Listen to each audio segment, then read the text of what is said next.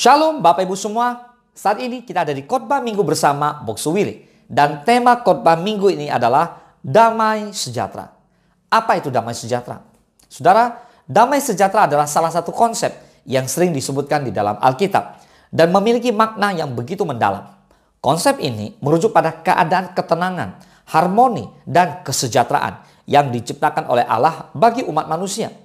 Damai sejahtera bukan hanya keadaan tanpa perang atau pertikaian, tetapi juga melibatkan keselarasan dengan Tuhan dan juga sesama manusia. Adanya damai sejahtera dalam hidup kita adalah anugerah langsung datangnya dari Allah. Allah memberikan damai sejahtera sebagai bagian dari kasih-Nya kepada umat manusia. Damai sejahtera bukan hanya tentang kebebasan dari konflik dan masalah, melainkan juga tentang mengalami kehadiran Tuhan yang penuh damai dalam kehidupan kita. Boleh katakan amin? Di Yohanes 14 ayat ke-27 dikatakan, damai sejahtera ku tinggalkan bagimu. Damai sejahtera ku berikan kepadamu. Dan apa yang ku berikan tidak seperti yang diberikan oleh dunia kepadamu. Janganlah gelisah dan gentar hatimu. Saudara harus catat baik-baik. Yesus Kristus adalah sumber segala damai sejahtera. Katakan amin. Maka dalam Yohanes 14 ayat ke-27, Yesus berbicara kepada para muridnya. Damai sejahteraku ku berikan kepadamu. Damai sejahteraku itu tidak seperti yang diberikan oleh dunia. Artinya, damai sejahtera yang diberikan oleh Yesus Kristus Tuhan kita melampaui pemahaman dan kekuatan dunia. Katakan amin. Melalui karyanya yang ditebus di atas kayu salib, Yesus membawa damai sejahtera yang abadi kepada umat manusia. Jadi kita dapat mengalami damai sejahtera batinia yang tak ternilai harganya melalui iman kepadanya dan hidup sesuai dengan firman-Nya.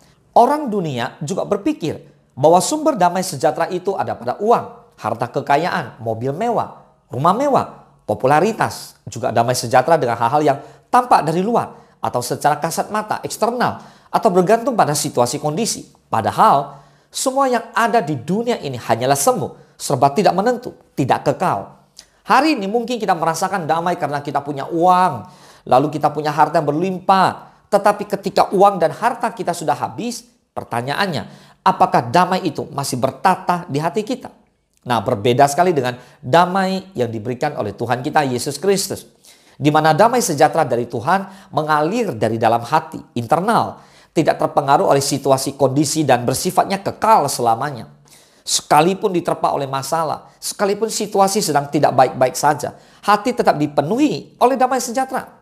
So, damai sejahtera bersumber dari hubungan yang karib antara kita dengan Tuhan dan dampak dari ketaatan kita ketika kita melakukan firman Tuhan. Katakan amin.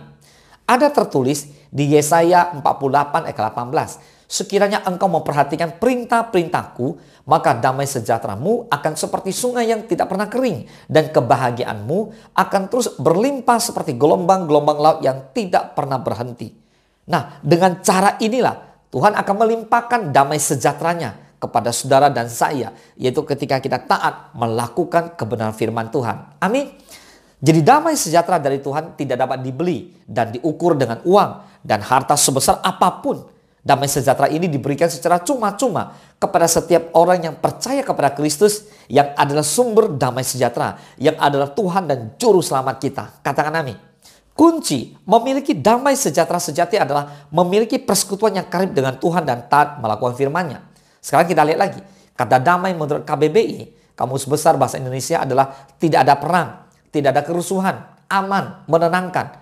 Nah, dari ayat Yohanes 14 ayat 27 ini, kita dapat melihat dua jenis damai sejahtera. Yang pertama, damai sejahtera yang datangnya dari dunia, yaitu damai sejahtera yang palsu, yang hanya sementara dan yang semu. Sedangkan jenis yang kedua tadi adalah damai sejahtera yang datangnya dari Yesus sendiri. Yesus memberikan damai sejahtera yang asli, yang benar-benar dari sumbernya, yaitu Allah Bapa sendiri. Nah, sekarang saya mau berikan sebuah ilustrasi agar Bapak Ibu semua bisa mengerti tentang makna damai sejahtera. Perhatikan ilustrasi ini. Pada suatu hari di sebuah kerajaan, ada seorang raja yang membuat lomba yang membuat para pelukis tersohor dari negeri-negeri pun berdatangan. Lomba melukis ini berjudul Damai Sejahtera.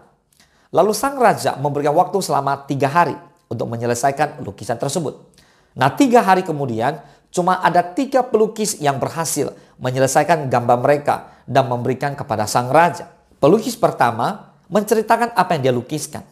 Ada sebuah danau biru yang bening dengan ikan-ikan yang banyak, dan di tengah-tengah terdapat perahu kecil, dan seorang yang sedang bersiul memancing dengan udara sepoi-sepoi dan langit biru yang cerah.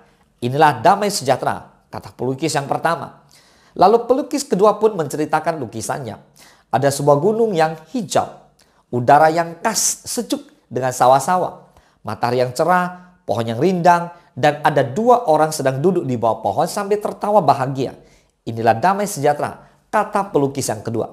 Kita lihat, pelukis yang ketiga menceritakan lukisannya. Sebuah laut yang luas berwarna hitam karena sedang terjadi yang namanya badai. Di tengah-tengah ada angin topan, langit yang gelap dengan sambaran petir di mana-mana. Sebuah batu karang yang diterjang ombak, langit hitam pekat bahkan terlihat abstrak karena warna yang dipakai hanya warna gelap. Tapi terdapat satu batu karang yang ada lubang.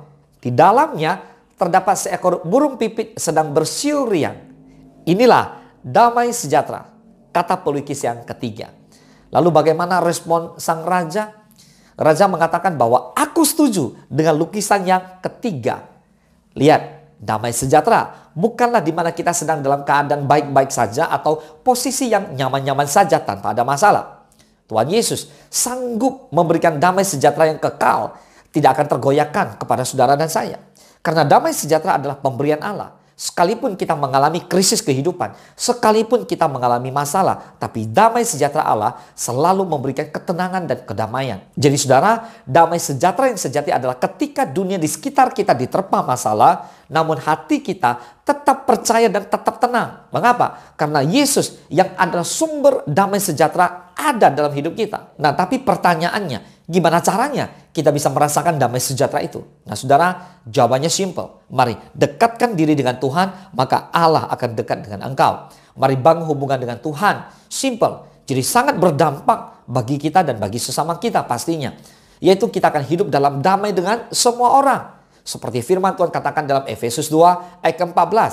Karena dialah damai sejahtera kita yang telah mempersatukan kedua pihak dan yang telah merubuhkan tembok pemisah, yaitu perseteruan. Nah saudara, menjadi pembawa damai bagi semua orang dimanapun kita berada tentunya bukanlah perkara yang mudah. Sebab untuk bisa berdamai dengan orang lain membutuhkan kesabaran dan penguasaan diri. Nah mengapa dan bagaimana dan dengan siapa sajakah kita harus berdamai? Pertanyaan seperti ini kerap kita pikirkan ya. Mengingat bahwa semakin besar, semakin pesatnya kemajuan zaman yang kita hadapi dalam keberadaan kita di dunia ini, maka semakin banyak tantangan dan persoalan yang terjadi. Kawan bisa jadi lawan. Hubungannya semula baik dapat menjadi rusak. Tembok bahkan jurang pemisah pun semakin kuat dan curam dalam hubungan dengan sesama manusia. Bahkan dengan Allah, sang pemberikan kehidupan kita itu. Nah, apa yang diungkapkan oleh Rasul Paulus pada ayat ini menyatakan sebuah gambaran keberadaan tiap-tiap orang yang sudah berada di dalam Kristus. Gambaran mengenai orang yang tadinya terpisah jauh dari Allah, kini oleh kasih dan karunia Kristus, maka sudah dijadikan satu adanya. Keterpisahan itu terjadi karena perbuatan dosa yang telah membawa manusia bukan hanya terpisah dari Allah, tetapi juga membawa manusia terpisah dari sesamanya. Sehingga muncul permusuhan atau perseteruan yang dibangun atas dasar suku, ras, agama, dan bangsa. Untuk itulah Rasul Paulus menasehati supaya sebagai orang-orang yang sudah ditebus dan menerima kasih karunia berupa anugerah keselamatan, sudah seharusnya lah kita mengalami juga kedekatan dengan Allah serta membangun hubungan yang baik dan dekat dengan sesama kita. Kedekatan dengan Allah dan sesama akan dapat menjadi kenyataan jika kita mau meruntuhkan tembok pemisah dan menjadi agen yang menjembatani terwujudnya perdamaian. Sebab jarak yang terjadi karena dosa telah dihancurkan oleh darah Kristus. Dan dengan demikian, maka jarak antara kita dengan sesama orang tebusan tidak boleh lagi ada. Katakan amin. Maka Alkitab berkata di Galatia 3 ayat ke-28, dalam hal ini tidak ada orang Yahudi, tidak ada orang Yunani, tidak ada hamba atau orang yang merdeka. Tidak ada laki-laki atau perempuan. Karena kamu semua adalah satu di dalam Kristus Yesus. Katakan amin. Artinya kita semua harus siap sedia dimanapun dan apapun keberadaan kita untuk dapat menjalin hubungan baik.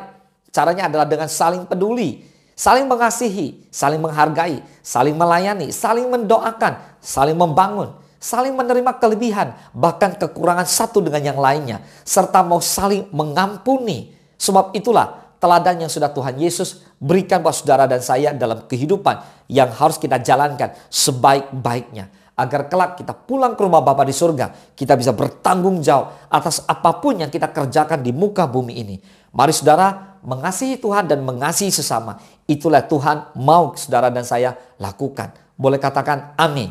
Mari saudara, saya mau ngajak Bapak Ibu semua untuk berdoa. Biar hari ini dimanapun saudara berada, kita semua mendapatkan damai sejahtera itu. Dan hari ini adalah hari terakhir, yaitu tanggal 31 Desember 2023. Saya berdoa agar kita bersyukur buat tahun yang sudah kita lalui bersama-sama. Buat semua pencapaian, baik yang baik maupun yang kurang baik yang kita rasakan. Tapi percayalah, Allah memberikan yang terbaik. Allah turut bekerja dalam segala sesuatu. Benar, untuk mendatangkan kebaikan buat saudara dan saya. Mari kita akan buka lembaran baru. Biar tahun 2024 kita lebih dahsyat lagi dipakai Tuhan. Dan terus menuai dan menggenapi seluruh janji firman Tuhan. Boleh katakan amin. Mari kita bersatu dalam doa. Bapa di dalam surga, terima kasih Tuhan buat hari yang baik. Di mana hari ini adalah hari terakhir di tahun 2023. Adalah tanggal 31 Desember 2023. Bapa terima kasih ya Tuhan, kami bersyukur buat hari yang baik ini. Di mana kami bersyukur buat segala kebaikan Tuhan dan penyertaan-Mu sepanjang tahun 2023. Ada damai sejahtera yang Tuhan berikan. Dan hari ini terkhusus Tuhan mengajarkan kami untuk mengerti damai sejahtera. Bapa, kami percaya damai sejahtera itu berasal dari Tuhan Yesus Kristus. Sumbernya dari Tuhan sendiri. Maka kami berdoa bila Tuhan limpahkan damai sejahtera buat kami semua yang mengikuti khotbah minggu secara online ini. Bapa, berkati setiap anak-anak muda, orang tua, anak-anak remaja, siapapun mereka, anak-anak Tuhan, orang Kristen. Mari Tuhan melimpahkan damai sejahtera bagi mereka, agar mereka hidup di dalam Kristus, hidup di dalam kebenaran firman Allah. Bapa, kami berdoa di dalam nama Yesus, bila kami boleh bersama-sama akhiri tahun ini dengan penuh ucapan syukur dan siapkan kami semua untuk masuk tahun 2024. Di mana adalah tahun untuk kami bangkit dan jadilah terang. Agar kami semua pemenang sejati boleh menerangi lingkungan kami. Baik itu keluarga kami sendiri, gereja, kota, bahkan bangsa kami, bahkan untuk bangsa-bangsa. Bapak, kami berdoa buat tahun 2024 yang boleh penuh dengan tantangan. Tapi kami percaya Tuhan, kami semua akan menjadi terang dan keluar sebagai pemenang. Bila tahun 2024 adalah tahun terobosan bagi kami semua. Terima kasih Bapak, berkati kami semua. Terpujilah nama Tuhan. Hanya di dalam nama Tuhan Yesus Kristus kami berdoa dan kami mengucap syukur. Haleluya. Mari bersama-sama kita katakan amin.